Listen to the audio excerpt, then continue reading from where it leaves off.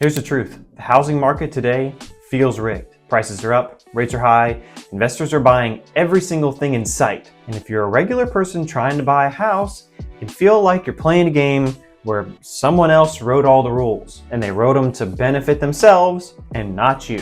And here's the thing, while it feels like it's stacked against you, it doesn't have to trap you. So today I want to show you why the market feels this way, what forces are actually at play, and how you can stop feeling powerless and start making decisions that actually work for your life.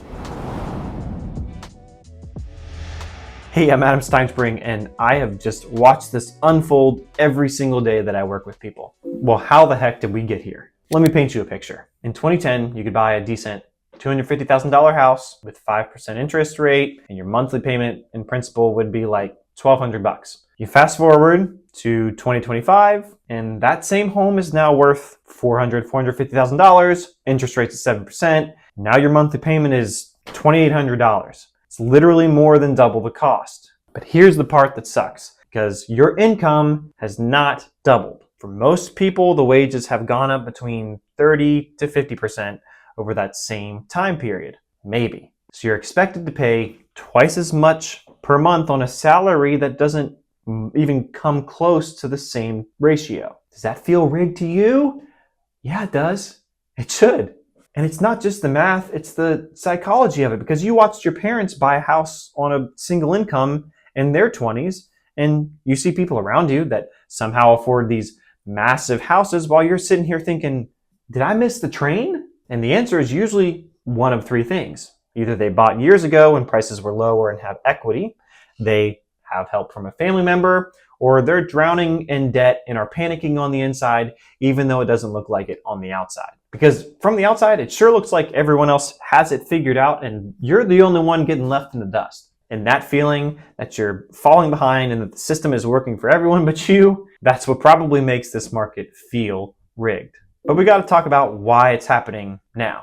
Well, the first thing is home prices have been rising faster than incomes for decades. In the 70s, the median home price was roughly 2 to 3 times the median household income. That meant if you made $30,000, then you could reasonably afford, $60,000 to $90,000 home. Today, the median home price is closer to 5 to 6 times the average household income. In some markets, it's actually even higher. So you make $70,000 a year, and you're looking at homes between $350,000 and $420,000 just to hit that ratio. And in a lot of places, $350,000 doesn't get you much. In Lynchburg, it can, but that's a different conversation. But how the heck did we get here? Well, there's a few reasons. Housing supply has not kept up with demand. Zoning laws are making it way harder to build, therefore more expensive. Land prices have skyrocketed. Construction labor is still increasing with inflation. And people with money, investors, corporations, wealthy individuals, have been buying properties as investments, which drives the price even higher because it out of balances the supply and demand. So you're not just competing with other families when you're trying to get a house. You're competing with people who have a lot more capital than you do and see it as a housing portfolio and a tax benefit, not a place to live. And that just changes the game entirely. Because when someone's buying a house as an investment, they don't really care that much if it's overpriced. They just care about the return over time. And they're just gonna outplay you every single time. Okay, force number 2, the interest rates. For a long time, specifically between like 2010 and 2021, they hovered in the 5% range. And especially as we got into COVID, it was like 3%. And the low rates meant that even though the prices climbed very quickly, specifically during COVID, the monthly payment stayed somewhat manageable. Then after COVID, the Fed raised the rates to slow down that inflation, but by that point it was so late. And now we have crazy prices and 6, 7, and 8% interest, depending on the credit. And here's the brutal math. 1% increase in interest rate increases your monthly payment by maybe even hundreds of dollars, depending on your price point. Let me give you an example. So let's say you're buying a $350,000 house, 3% interest, payment is like $1,500 a month. At 7% interest, it's like $2,400 a month. That's a very significant difference. It's like $10,000 over the year, and that is a lot for most people. And that is the difference between we can afford this and yeah, that's not going to work. So even if you find a house at a reasonable price, the cost of borrowing is starting to make it unaffordable. And quite frankly, it's not your fault. You didn't really set the interest rates. You're not really responsible for the inflation that happened over COVID. But you are the one who's paying for it, and that's why it feels rigged. Force number 3, let's talk about investor psychology and the psychology of the fear of missing out. Because over the last decade, institutional investors and large companies have been buying up single-family homes at large scale. They're turning them into rentals, holding them as assets, and squeezing individuals out of the buyer's market. And in some cities, investors account for 20 to 30% of all home purchases. That's a lot of competition. And when you're trying to buy a starter home and you're working against a cash offer from a corporation, you're just going to lose every time. But there's even another layer to this, FOMO, or fear of missing out. When prices are rising and everyone's talking about how you have to buy now or you'll be priced out forever, people start to panic. They make emotional decisions, maybe they overpay, they start waiving inspections. This was super common in COVID when the rates were low. People would start to stretch their budgets because they felt like the future was just doomsday. And that panic actually is what drove the prices even higher and now is making it even harder now. I've seen people buy homes that they really couldn't afford because they were terrified if they didn't act now, they may never be able to buy.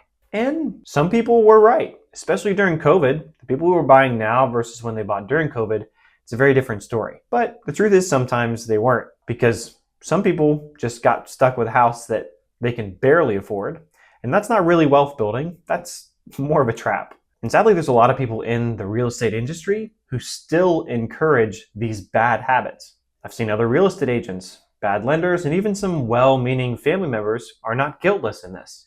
They say to you, just get into the market, whatever it takes, without actually asking if it makes sense for your life. So you feel pressured, like you're falling behind, and like you gotta make a decision out of fear instead of wisdom. And that's actually the third force, the emotional manipulation of the market. Now let's pause for a second and acknowledge the emotional weight of all this, because it's not just about money, it's about hope. For a lot of people, homeownership represents stability, security, and building something for you and your family. It's a part of the American dream, right? And it feels out of reach when you feel like maybe you're doing everything right and it's still not enough. It sucks. Maybe you feel like a failure. Maybe you feel like you're falling behind, like you start questioning your choices, your career. And for some people, it's even their self-worth. And I just want to say, I've seen it firsthand and it's real, but it doesn't have to be the whole story. Because here's the truth. The housing market is sadly designed to kind of make you feel that way. It's designed to create urgency and make you feel like you're running out of time and to push you into a decision that maybe only benefits them. But once you see that, and once you realize that the pressure you're feeling isn't coming from reality, then you can start to really make choices differently. So the question is, what in the world do you do? Well, first, stop chasing somebody else's dream. You don't need a 4-bed, 2,500 square foot house, granite countertops, and an HOA pool if it's just you and your dog. You need a home that fits your life, one that you can actually afford, one that doesn't stress you out every month just to make the mortgage payment. Maybe that's a smaller house, maybe it's a fixer-upper, maybe it's a condo or a townhouse. Maybe it's in a different neighborhood than you had originally imagined. That's okay, because the goal isn't to impress anyone. The goal is to build wealth and a life that is sustainable. The second thing we can do is focus on the monthly payment, not the purchase price, because truth be told, the purchase price is kind of arbitrary. Look at what you're actually going to pay. And if the payment doesn't fit your budget, with room for some savings and for emergencies and for life, don't do it. Luckily, lenders are pretty good at determining these margins, but truth is only you know your budget and comfort levels. And the third is you have to think long term. Because real estate can truly build wealth. Because you remember your grandparents who bought the house for $90,000 and now it's worth $400,000? All they did was pay their mortgage. Maybe they did a couple upgrades, but time is your friend. But only if you buy something that you can actually afford. Because then you hold on to it, you let the house appreciate, pay it down, and you let the time do the work for you. But if you're stretching yourself too much to even get through the door and you're putting yourself in a bad spot, you're not building wealth, you're just building a stress box. And finally, remember, you are not behind, you are not failing, you're navigating a system that is genuinely harder than it used to be. And the fact that you're being thoughtful about it and that you're not just rushing in out of fear. That's called wisdom. It's called strength. So yes, the housing market does feel rigged. I'm a real estate agent who does this every day, and I can tell you for sure, it sure does. And in some ways it is, because prices are high, rates are high, and competition is crazy. But here's the thing, you don't have to play by those rules. You can choose what you do. You can choose to buy smaller. You can choose to prioritize what actually matters versus what people say should matter. Community, stability, peace of mind, instead of what looks great on Instagram. Homeownership is still possible. I've helped people in many tight spots buy a home, but it requires letting go of your fantasies and embracing the reality. The reality is this: the home is not the biggest one, the newest one, or the one that everybody else wants. It's the one that supports the life that you actually want to live. So stop letting the market make you feel powerless. Start making decisions based on your values, your budget, and your long-term goals, because that is how you win. Not by keeping up with everybody, but by building something real. If this helped you think differently about the housing market, I'd love to hear about it in the comments. Or maybe tell me a story about how it's changed for you over time. And if you're in the middle of trying to figure this out, hang on, you're not alone, you've got it. Thanks for watching, and I'll see you at the closing table.